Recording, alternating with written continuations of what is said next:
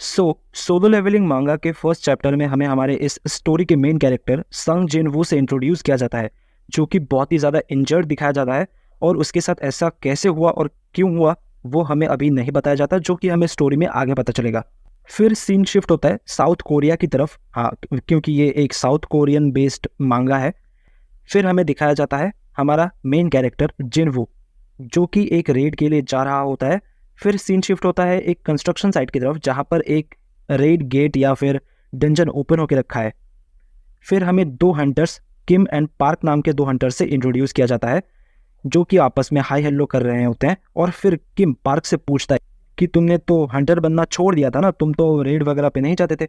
फिर पार्क बोलता है कि मेरी वाइफ प्रेग्नेंट है, सो मुझे पैसों की ज़रूरत है, इसलिए मैं फिर से रेड ज्वाइन कर रहा हूँ एज ए हंटर। फिर पार्क बोलता है कि उसे रेड्स पे गए हुए बहुत ही ज़्यादा समय हो चुका है, जिस वजह से वो बहुत ही ज़्यादा नर्वस फील कर रहा है। और वैसे भी वो पहले से ही बहुत ज़्यादा स्किल्ड नहीं है, और अब इतना वक्त भी हो चुका है कि वो किसी रेड पे गया था, तो इसीलिए वो और भी ज़्यादा डर फील कर रहा है। फिर हमारा मेन कैरेक्टर जिनवो भी उसी रेड के साइट पर जा पहुंचता है, जहाँ पर किम और पार्क हैं। फिर किम को जिनवो दिखता है और किम जिनवो को हेलो बोलता है, यानी कि गुड मॉर्निंग वगैरह बोलता है। और साइट पर जो दूसरे हंटर्स भी थे वो भी जिनवो को देखकर उससे हाय हेलो बोलने लगते हैं। फिर पार्क किम से पूछता है कि ये बहुत ही ज़्यादा पावरफुल हंटर है, सभी इससे इतनी अच्छे से बात कर रहे हैं और हाय हेलो बोल रहे हैं। फिर किम पार्क से बोलता है कि नहीं, ये उसका बिल्कुल ही ऑपोजिट है, ये स्ट्रॉन्गेस्ट तो नहीं है, बट मैनकाइंड का सबसे वीकेस्ट हंटर कहलाता है। और ये सब बातें करते हुए जिनवो उन दोनों को सुन लेता है, और वो भी बोलता है कि हाँ, मुझे सब लोग मैनकाइंड का सबसे वीकेस्ट हंटर बुलाते हैं मेरे पीठ पीछे। फिर पार्क किम से बोलता है कि अगर ये इस रेड में है, दैट मीन्स ये रेड बहुत ही ज़्यादा आसान होने वाली है। फिर हमें जूही नाम की एक दूसरी हंटर से इंट्रोड्यूस किया जाता है, जो कि आते ही जिनवो पर चिल्ला रही है, जिनवो को डांट रही है। वो जिनवो पर इसलिए चिल्ला रही होती है क्योंकि जिनवो को फिर से चोट लगी है, और वो पूछती है कि तुमको फिर से चोट कैसे लग गई। और फिर जिनवो बोलता है कि मैं तो हॉस्पिटल में भी था। फिर वो पूछती है कि क्या तुम हॉस्पिटल में भी जा चुके हो। इन सब बातों से हमें ये तो पता चल जाता है कि जिनवो पाके में बहुत ही ज़्यादा वीक हंटर है। फिर हमें सॉन्ग नाम का एक हंटर दिखाया जाता है, जो कि आज के इस रेड को लीड करने के लिए ऑफर करता है सभी को, और सभी खुशी खुशी उस ऑफर को एक्सेप्ट भी कर लेते हैं, क्योंकि उन सबको सॉन्ग के पावर पर बहुत ही ज़्यादा भरोसा है कि वो बहुत ही ज़्यादा स्ट्रांग है उन सब में से। फिर किम जिनवो से बोलता है कि जिनवो, तुम मेरे पीछे ही रहना ताकि तुम्हें फिर से चोट ना लग जाए। एंड देन सभी एक एक करके गेट के अंदर चले जाते हैं, and then at the last जिनवो भी इस डंजन में एंटर कर जाता है। और हाँ, इस मांगा में हंटर्स के डिफरेंट क्लासेस भी, यानी कि रैंक भी हैं, जो कि है S rank, A rank, B rank, D rank and E rank. और डिफरेंट टाइप्स के गेट भी हैं, उनके भी रैंक होते हैं, जो कि हमें आगे पता चलेगा।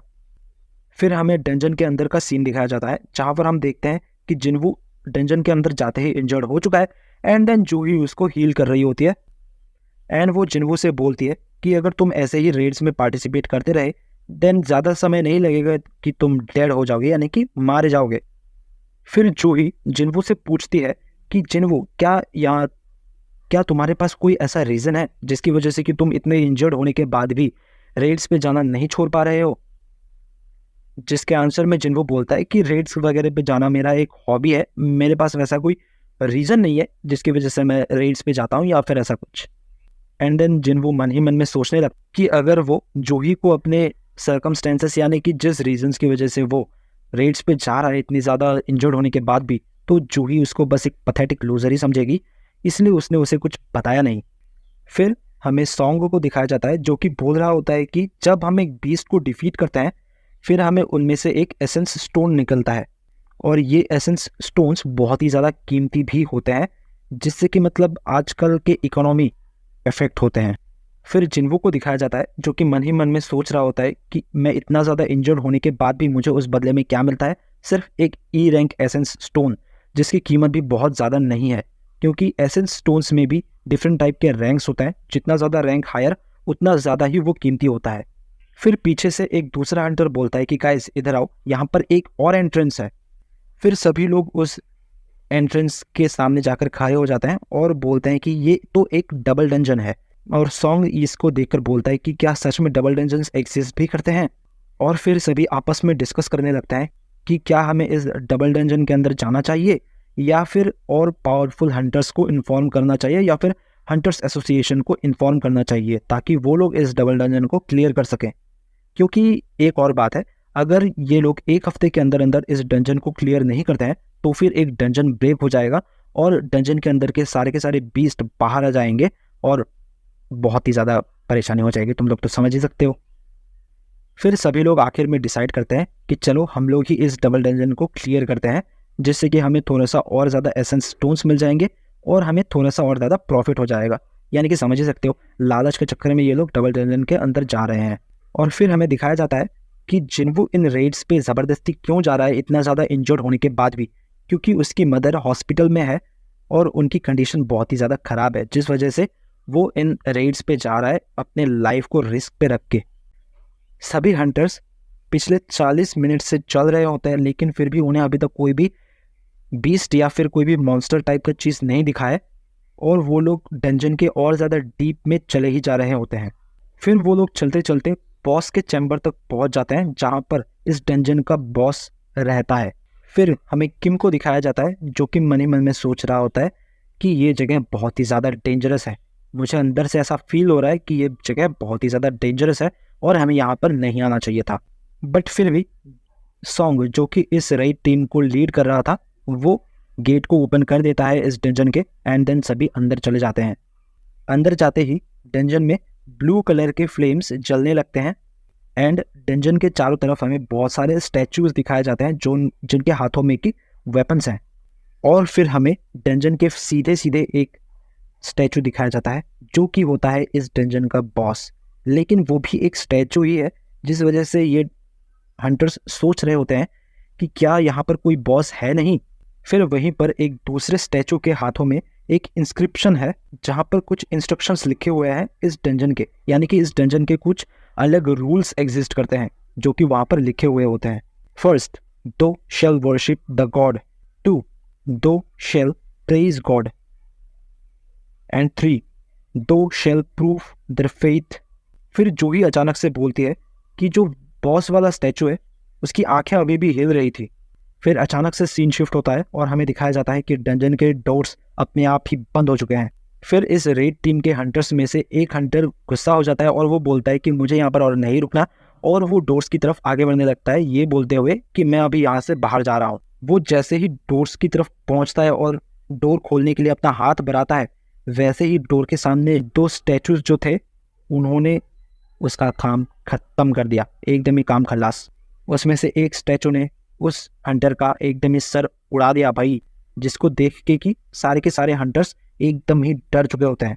फिर जिन्वो को याद आता है कि अगर ये स्टैचू हिल रहा है दैट मीन्स कि जब जूही ने बोला था कि वो बड़ा बॉस वाला स्टैचू भी अपनी आंखें हिला रहा था, तो क्या वो सच हो सकता है। जिसको सोचते सोचते जिन्वो उस बड़े वाले स्टैचू की तरफ देखता है और शॉक्ड हो जाता है क्योंकि वो स्टैचू बिल्कुल जिन्वो की तरफ ही देख रहा होता है। फिर सभी लोगों में अफरा तफरी मच जाती है, सभी लोग बहुत ही ज़्यादा डर जाते हैं। वो सभी लोग टेंशन में है कि ये स्टैचूज तो हिलते भी हैं। अब ये लोग सोच रहे हैं कि हम तो यहाँ पर फंस चुके हैं, अब हम क्या करें। फिर जिन्वो सोचता है कि ये तो बस एक डी रैंक का डंजन है, यहाँ पर इतने पावरफुल बीस्ट कैसे हो सकते हैं। फिर सभी लोगों को समझ में आता है कि अगर ये वाला स्टैचू हिल सकता है दैट मीन्स कि वो 12 वाला स्टैचू भी हिल सकता है, और अगर वो हिलना स्टार्ट हुआ यानी कि वो अगर चलना फिरना स्टार्ट किया तो काम खत्म है। तब वो 12 वाला स्टैचू अपनी आंखों से लेजर अटैक करने वाला ही होता है कि जिन्वो नोटिस कर देता है कि वो अभी अटैक करेगा, इसलिए वो सभी को अलर्ट कर देता है कि सभी झुक जाओ, अभी ये अटैक करने वाला है। और सभी जिन्वो की बात सुनते हुए नीचे झुक जाते हैं और बच जाते हैं, वरना सभी लोग अभी के अभी डस्ट बन जाते हैं। लेकिन फिर हमें दिखाया जाता है कि नहीं, सब लोग नहीं बच पाए। उनमें से एक हंटर सच में डस्ट बन चुका है, उसका सिर्फ एक हाथ बचा हुआ है भाई। और इधर दिखाया जाता है कि जूही की हालत बिल्कुल ही खराब हो चुकी है और वो ट्रॉमेटाइज्ड हो चुकी है और खुद में ही कुछ ना कुछ बरबरा रही है। फिर सॉन्ग चिल्लाते हुए बोलता है कि सभी लोग सुनो, जो लोग जहाँ पर हो वहीं पर खड़े रहो, बिल्कुल भी मत हिलना, और अगर तुम लोग बिल्कुल भी हिलते हो या फिर खड़े होते हो तो ये स्टैचू फिर से अटैक कर देगा। और सॉन्ग फिर जिन्वो को थैंक्स बोलता है कि उसने सही समय पर रिएक्ट किया, इसीलिए अभी वो लोग जिंदा हैं, वरना सभी लोग मारे जाते।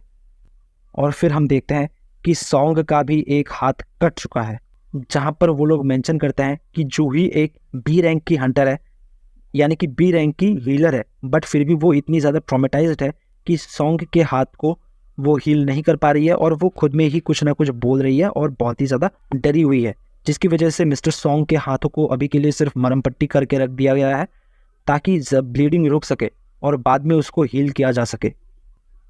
And then mister Song mention करते हैं कि ये कोई मामूली बॉस नहीं है, ये डी रैंक का तो बिल्कुल भी नहीं है, ये एक ए रैंक का बॉस है और may be even S rank का बॉस हो सकता है।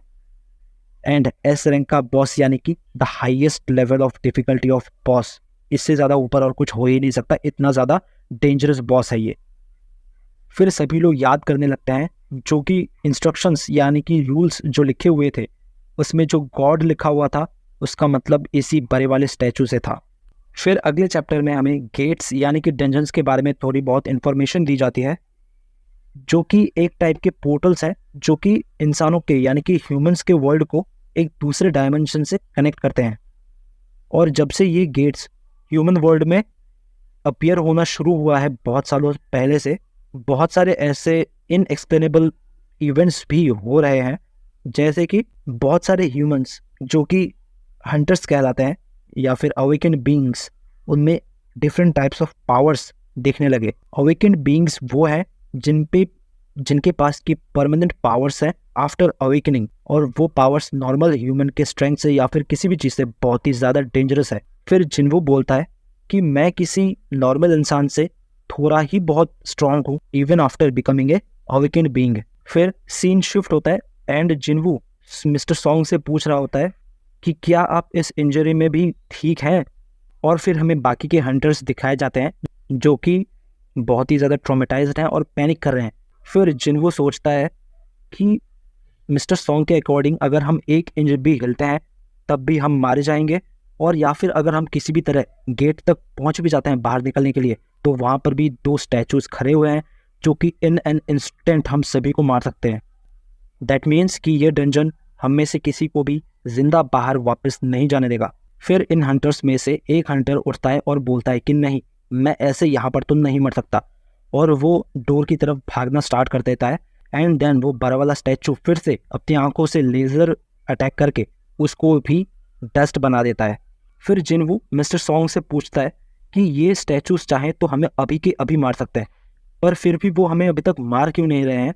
अगर हम ऐसे ही बैठे हैं तो वो हमें बिल्कुल भी नहीं मार रहे हैं। फिर जिन्वो को याद आता है कि इस डंजन के कुछ सर्टेन रूल्स हैं जो कि इनको फॉलो करना होगा। एंड देन जिन्वो खड़ा होने लगता है, जिस पर मिस्टर सॉन्ग उससे पूछते हैं कि आखिर तुम क्या कर रहे हो, मरना चाहते हो क्या? फिर जिन्वो मिस्टर सॉन्ग से बोलता है कि नहीं, अगर हमें यहाँ से जिंदा बाहर निकलना है तो इन रूल्स को फॉलो करके ही निकलना पड़ेगा। फिर जिन्वो सभी हंटर्स से बोलता है कि एवरीवन बाउ towards the statue of God. फिर सभी लोग जिन्वो पर चिल्लाने लगते हैं कि क्या तुम पागल हो चुके हो, जो चीज़ हमें मार रही है हम उसी के सामने अपना सर झुकाएं। फिर जिन्वो उनको बोलता है कि नहीं, ये यहाँ का रूल है, इस डंजन का रूल है, अगर तुम लोग इस डंजन के रूल्स को फॉलो नहीं करोगे तो वैसे भी मारे जाओगे।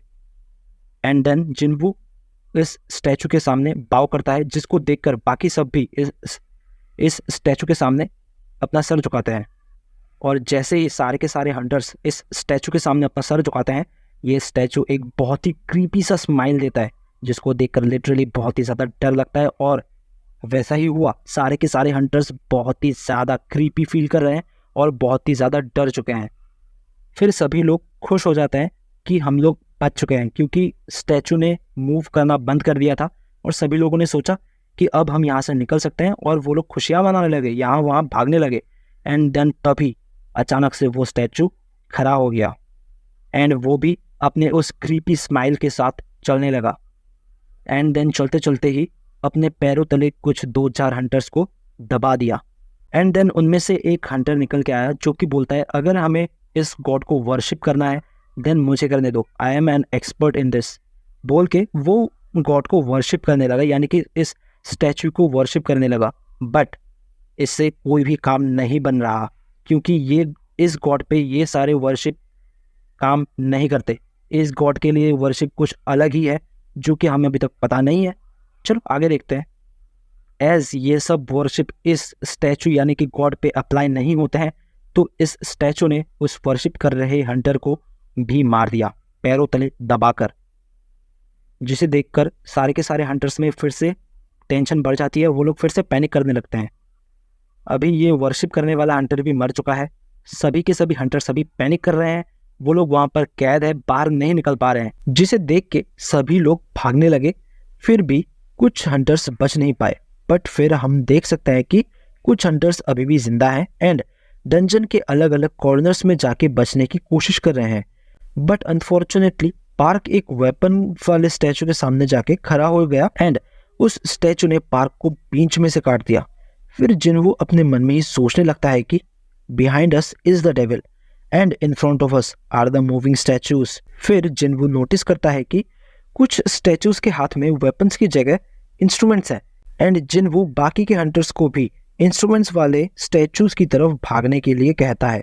फिर हम ये देखते हैं कि जैसे एक हंटर एक स्टैचू के सामने जाके खड़ा होता है, यानी कि इंस्ट्रूमेंट वाले स्टैचू के सामने, तो वो स्टैचूज अटैक नहीं कर रहे थे, बल्कि उन स्टैचूज में से म्यूजिक बजने लगे। फिर जिनवू भी जूही के साथ एक स्टैचू के सामने जाके पहुंचता है, बट वो स्टैचू कोई भी म्यूजिक प्ले नहीं कर रहा था। फिर जिनवू को रियलाइज हुआ कि एक स्टैचू के सामने सिर्फ एक ही पर्सन रह सकता है, वरना ये स्टैचू म्यूजिक प्ले नहीं करता है।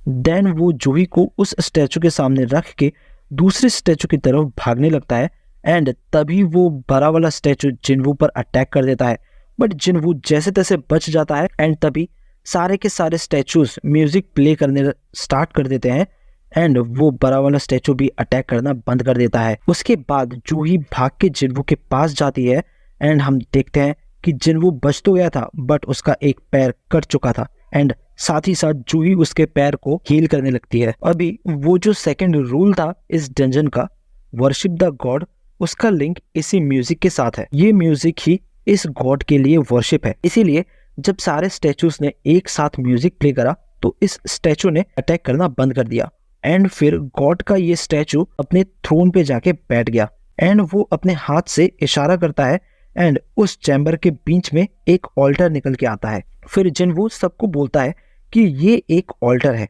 एंड सभी लोग जिनवू की तरफ देखने लगते हैं एंड जिनवू सबको समझाता है कि ये एक ऐसी चीज़ है जो कि पुराने टाइम की लेजेंड्स एंड स्टोरीज में मेंशन किया गया है एंड एक ऑल्टर गॉड को ट्रेजर एंड सेक्रीफाइसेस ऑफर करने के लिए यूज़ किया जाता है।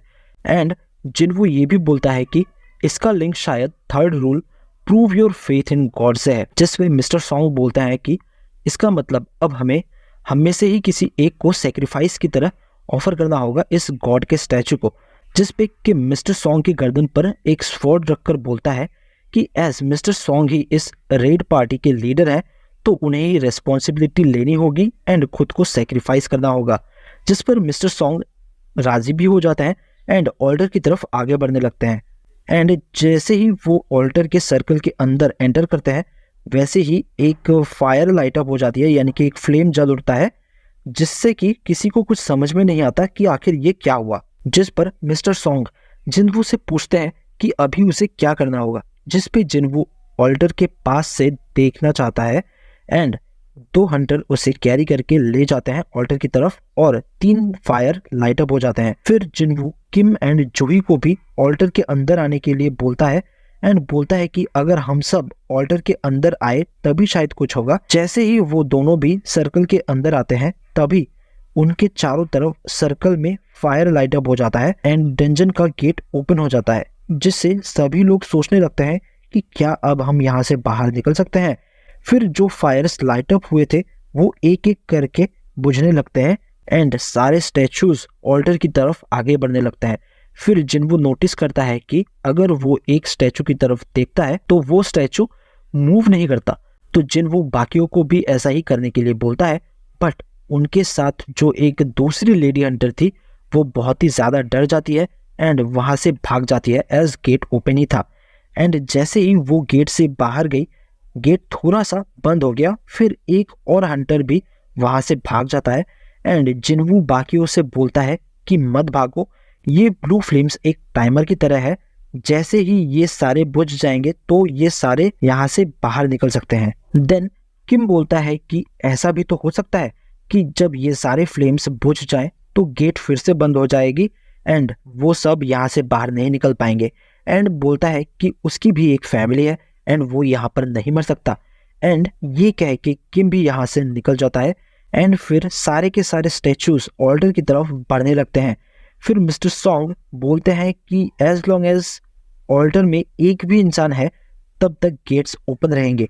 इसीलिए वो जिनवू को एंड जूही को वहां से भाग जाने के लिए बोलता है, बट जूही अपनी जगह से हिल भी नहीं पा रही थी एज वो बहुत ही ज़्यादा डरी हुई थी। इसीलिए वो और जिनवू एक साथ नहीं भाग सकते एज जिनवू का भी एक पैर कटा हुआ है। फिर जिनवू मिस्टर सॉन्ग से बोलता है कि वो जूही को लेके यहाँ से निकल जाए एज इस टाइम पे और कोई चॉइस नहीं था। मिस्टर सॉन्ग जूही को बेहोश कर देता है एज जूही वहाँ से जिनवू को छोड़कर नहीं जाना चाहती थी। एंड बेहोश करने के बाद मिस्टर सॉन्ग जूही को वहाँ से लेकर चले जाते हैं। फिर सारे के सारे स्टैचूज जिनवू की तरफ बढ़ने लगते हैं एंड जिनवू अपने हाथ में एक स्वॉर्ड पकड़ लेता है एंड एक एक करके सारे स्टैचूज जिनवू पर अटैक करने लगते हैं एंड बहुत ही बुरी तरह से मारते हैं उसको। एंड उसके चेस्ट में एक सोल्जर वाले स्टैचू ने एक स्वॉर्ड घुसा देता है एंड ठीक उसी टाइम पे लास्ट ब्लू फ्लेम भी बुझ जाता है एंड जिनवू के सामने एक स्क्रीन दिखती है। एंड फिर सीन शिफ्ट होता है एंड जिनवू डरी हुई हालत में अचानक से होश में आता है एंड वो देखता है कि वो अभी भी जिंदा है एंड एक हॉस्पिटल में है। और फिर वो देखता है कि उसके जो हाथ और पैर कट चुके थे वो भी फिर से रीजनरेट हो चुके हैं। वो सोचने लगता है कि मैंने जो कुछ भी एक्सपीरियंस किया क्या वो सब एक सपना था। एंड तभी हंटर्स एसोसिएशन से दो एजेंट्स जिनवू से पूछताछ करने के लिए आते हैं, जिनमें से एक का नाम था जिनचुल और दूसरे का नाम था कांग। फिर जिनचुल जिनवू से बोलता है कि वो पिछले 3 दिन से बेहोश है, जिस पे जिनवू काफ़ी ज़्यादा शॉक हो जाता है एंड फिर वो मिस्टर सॉन्ग एंड जूही के बारे में पूछने लगता है, जिस पे जिनचुल बताता है कि मिस्टर सॉन्ग ने अपना एक हाथ परमानेंटली खो दिया है जिस वजह से वो शायद रिटायर हो जाए। एंड वो बताता है कि जूही भी इस इंसिडेंट से काफ़ी ज़्यादा ट्रॉमेटाइज्ड हो गई है, सो उसका अभी ट्रीटमेंट चल रहा है। फिर जिनचुल बोलता है कि जिनवू के रेड ग्रुप में 13 हंटर्स थे बट उसमें से सिर्फ 6 हंटर्स ही जिंदा लौट पाए हैं। एंड जब दूसरे गिल्ड को इस इंसिडेंट के बारे में पता चला एंड वो वहाँ पहुँचे तो उन्हें सिर्फ जिनवू ही मिला एंड जिस टेम्पल की बात सब लोग बोल रहे थे वो वहाँ पर था ही नहीं, वो टेम्पल वहाँ से डिसअपियर हो चुका था। एंड ये सुनने के बाद जिनवू कहता है कि ऐसा कैसे हो सकता है।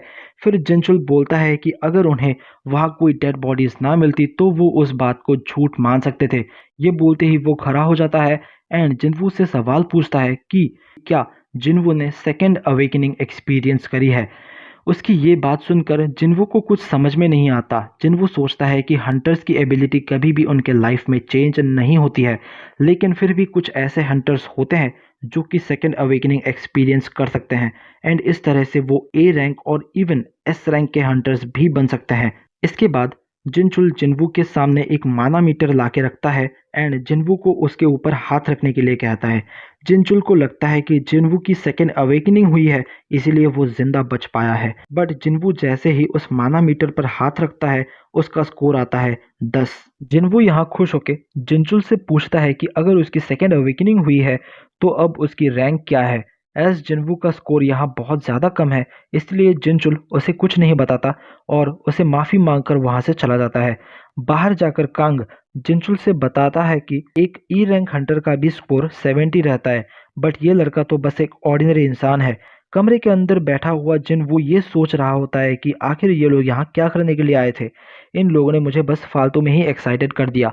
बट जिनवू को अभी भी वो स्क्रीन दिख रही होती है एंड जिनवू ये सोचता है कि क्या उन लोगों को ये स्क्रीन दिखाई नहीं दी। लेकिन इसके साथ साथ जिनवू को डंजन में हुई वही बातें भी याद आने लगती है। तभी वहाँ पर जिनवू की बहन जिना आ जाती है और आने के साथ ही वो जिनवू पर चिल्लाने लगती है। जिना कहती है कि आखिर तुम ही हमेशा क्यों मार खा के आते हो। लेकिन ये सारी की सारी बातें सुनने के बाद जिनवू स्माइल करता है एंड वो जिना से कहता है कि क्या तुम्हें ये स्क्रीन दिखाई दे रही है। जिना कहती है कि कौन सी स्क्रीन की बात कर रहे हो तुम। जिनवू फिर जिना से पूछता है कि किसी गेम के अंदर अनरीड मैसेजेस को कैसे रीड करे। जिना इस पर सोचती है कि उसका भाई ये कैसी बातें कर रहा है, लेकिन फिर भी जिना जिनवू को बताती है कि अनरीड मैसेजेस को पढ़ने के लिए सिंपली मैसेज बॉक्स पर क्लिक करना होता है। इतना कहते ही वो वहाँ से चली जाती है एंड रूम के बाहर जिना की फ्रेंड सॉन्ग ही उसका वेट कर रही थी। रूम के अंदर बैठा हुआ जिनवू सारे के सारे नोटिफिकेशंस को पढ़ने लगता है। जैसे कि जो सिस्टम है उसे प्लेयर की डेवलपमेंट के लिए बनाया गया है, और अगर प्लेयर सिस्टम के सारे रूल्स को फॉलो नहीं करता तो उस पे पेनल्टी भी लग सकती है, लेकिन अगर वो रूल्स को फॉलो करता है तो उसे रिवॉर्ड भी मिलेंगे। जिनवू यहाँ सारी की सारी चीज़ें पढ़ता है लेकिन उसे एक भी चीज़ समझ में नहीं आती, लेकिन फिर भी जिनवू यहाँ एक डेली क्वेस्ट को कंफर्म कर देता है। इस क्वेस्ट में जिनवू देखता है कि उसे 100 पुशअप्स मारने हैं, 100 सिटअप्स, 100 स्क्वाट्स एंड 10 किलोमीटर की रनिंग करनी है। अगर वो इस टास्क को कंप्लीट करने में फेल हो जाता है तो उस पर एक पेनल्टी लगेगी, लेकिन जिनवू अभी हॉस्पिटल में है एंड सोचता है कि वो अभी ये सब कैसे कर सकता है, एंड वो सोचता है कि ये सब बस एक मजाक है एंड उसे ये सब करने की कोई ज़रूरत नहीं है। फिर सीन शिफ्ट होता है एंड जिनचुल को दिखाया जाता है जो कि हंटर्स एसोसिएशन के प्रेसिडेंट से बात कर रहा था एंड बोलता है कि उस लड़की की कोई भी री अवेकनिंग नहीं हुई है, जिस पर प्रेसिडेंट कहता है कि अच्छा ऐसी बात है, पर हम सब लकी हैं कि इस बार कोई डंजन ब्रेक नहीं हुआ, लेकिन डंजन में हुआ इंसिडेंट अभी भी एक मिस्ट्री है। अगला सीन होता है गिल्ड मास्टर चोई के ऑफिस का, जहां वो मिस चा को एक बी रैंक मिशन पर एज एन इंस्ट्रक्टर भेजना चाहता है एंड मिस चा पूछती है कि ऐसा क्यों। चोई बताता है कि ये मिशन ज्वाइन करने वालों के लिए एक टेस्ट होगा, जिस पर मिस चा कहती है कि उसे एज एन इंस्ट्रक्टर खुद पर डाउट है, जिस पे चोई बोलता है कि तुम्हें स्पेशल कुछ नहीं करना, तुम नॉर्मली जैसे फाइट करती हो बस वही करना है। फिर नेक्स्ट सीन में हमें दिखाया जाता है कि रोड के बीच में एक गेट ओपन होता है, जिससे देख के सभी लोग सोच रहे हैं कि आखिर ये हंटर्स कब आएंगे। तभी अगले सीन में दिखाया जाता है कि जिनवू हॉस्पिटल के रूम में आराम से सो रहा होता है और तभी स्क्रीन के ऊपर एक नोटिफिकेशन आती है जिसमें लिखा होता है कि उसका डेली क्वेस्ट फेल हो चुका है। इसके बाद एक अर्थक्वेक आता है जिसकी वजह से जिनवू अपने बेड से गिर जाता है, और जैसे ही वो गिरता है वो देखता है कि वो एक डेजर्ट में पहुंच चुका है, और ये देखने के बाद वो बहुत ज़्यादा चौंक जाता है। जिनवू को ये सारी चीज़ें एक सपना लग रही थी, लेकिन तभी उसके पीछे एक बहुत बड़ा मॉन्स्टर आ जाता है एंड ये मॉन्स्टर एक जाइंट डेजर्ट सेंटीपीड है, जिससे जिनवू को 4 घंटे तक सरवाइव करना होगा, और यही चीज़ है जिनवू की पहली पेनल्टी। और ये देखते ही जिनवू की हालत खराब हो जाती है। फिर नेक्स्ट सीन में जब नर्सेस जिनवू को देखने के लिए आई है तब जिनवू अपने बेड के ऊपर नहीं होता है। दूसरी तरफ जिनवू उस मॉन्स्टर से बचकर भाग रहा होता है एंड इंटरेस्टिंग पॉइंट तो ये है कि यहाँ कोई एक मॉन्स्टर नहीं बल्कि उसके जैसे और भी कई सारे मॉन्स्टर्स थे। जिसके बाद हम ये देखते हैं कि जिनवू 2 घंटे तक सरवाइव कर चुका होता है। दूसरी तरफ जो नर्सेस थी वो पूरे हॉस्पिटल में जिनवू को ढूंढ रही थी, लेकिन उनको जिनवू कहीं भी नहीं मिलता। जिसके बाद सीन फिर से शिफ्ट होता है जिनवू की तरफ, जहां जिनवू को सिर्फ और 10 सेकंड ही सरवाइव करना था, जिसके बाद उसका ये पेनल्टी खत्म हो जाएगा। जैसे ही एक मॉन्स्टर लास्ट सेकंड में जिनवू पर हमला करने ही वाला होता है तभी उसका टाइम पूरा हो जाता है एंड वो वापस अपने हॉस्पिटल रूम में टेलीपोर्ट हो जाता है। जिसके बाद स्क्रीन पे एक नोटिफिकेशन आता है कि सर्वाइवल क्वेस्ट पूरा हो चुका है एंड उसे यहाँ रिवॉर्ड एक्सेप्ट करने का भी ऑप्शन मिलता है। बट जिनवू इतना थक चुका था कि वो पहले ही बेहोश हो जाता है। फिर नेक्स्ट सीन होता है सुबह का, जहाँ वो अपनी बहन से बात कर रहा होता है। जिनवू जिना को अपना हालचाल दे रहा होता है और बात पूरी होने पर वो रूम से निकल जाता है। फिर नेक्स्ट सीन में जूही को दिखाया जाता है, जहाँ उसे एक रेड मिशन के लिए बुलाया जाता है, बट जूही माफ़ी मांगते हुए मना कर देती है। बट कॉल पर बात कर रहा आदमी उसको बताता है कि जिनवू अब होश में आ चुका है, जिसे सुनकर जूही बहुत ही ज़्यादा खुश हो जाती है। और अगले सीन में जूही जिनवू से मिलने के लिए हॉस्पिटल पहुंच जाती है एंड जूही देखती है कि जिनवू नीचे ग्राउंड में रनिंग कर रहा है और जूही के बगल में 2 नर्सेस खड़ी होके बात कर रही थी कि जो हंटर्स होते हैं वो नॉर्मल लोगों के मुकाबले जल्दी हील हो जाते हैं, लेकिन फिर भी जिनवू यहाँ बहुत ज़्यादा मेहनत कर रहा है। उन नर्सेस की बात सुन के जूही वहाँ से चली जाती है। अगले सीन में हम देखते हैं कि जिनवू के सारे टास्क पूरे हो चुके हैं एंड जिनवू को अब ये भी भरोसा हो चुका है कि उसे जो स्क्रीन दिखता है वो को उसकी कोई इमेजिनेशन नहीं बल्कि हकीकत है। जिनवू ये भी बताता है कि जब भी वो किसी टास्क को कंप्लीट करता है तो उसे 3 टाइप के रिवॉर्ड्स मिलते हैं। पहला रिवॉर्ड है फुल रिकवरी, जिससे उसकी पूरी थकावट दूर हो जाती है। दूसरा रिवॉर्ड है पॉइंट्स, और वो इन पॉइंट्स का यूज़ करके उसकी कोई भी एबिलिटी को बढ़ा सकता है। जिनवू यहाँ बैठे बैठे यही सोच रहा होता है कि इन सब चीज़ों की वजह से उसकी ज़िंदगी पूरी तरह से चेंज हो चुकी है। जिनवू अपने आप से ही ये सारी चीज़ें बोल रहा होता है, इसलिए आसपास के लोग उसे पागल समझने लगते हैं एंड जिनवू बताता है कि उसका जो फाइनल रिवॉर्ड है वो है एक रैंडम लूट बॉक्स। जैसे ही वो एक लूट बॉक्स खोलता है उसे एक चाबी मिलती है और इस चाबी की हेल्प से वो किसी भी डंजन के अंदर जा सकता है। अगले सीन में एक न्यूज़ रिपोर्ट दिखाया जाता है जहां दिखाया जाता है कि अलग अलग जगहों पे बहुत सारे गेट्स ओपन हो रहे हैं। फिर नेक्स्ट सीन में जिनवू अपने मॉम के सामने बैठा हुआ है एंड फिर हमें 4 साल पहले का एक फ्लैशबैक दिखाया जाता है जहां जिनवू की मॉम अचानक से एक दिन बेहोश हो जाती है। फिर डॉक्टर जिनवू को बताता है कि उसके मॉम को इटर्नल स्लीप डिजीज हो गई है और ये बीमारी तब से लोगों में देखी जा रही है जब से गेट्स ओपन होना शुरू हुआ है। ये बीमारी एक इंसान को तब हो सकती है जब उस इंसान के बॉडी के अंदर माना का एक्सपोजर बहुत ज़्यादा हो जाए। फिर जिनवू अपने मॉम के इलाज और बहन की पढ़ाई के लिए पहले लेबर का काम करता है और फिर वो हंटर्स एसोसिएशन को भी ज्वाइन कर लेता है।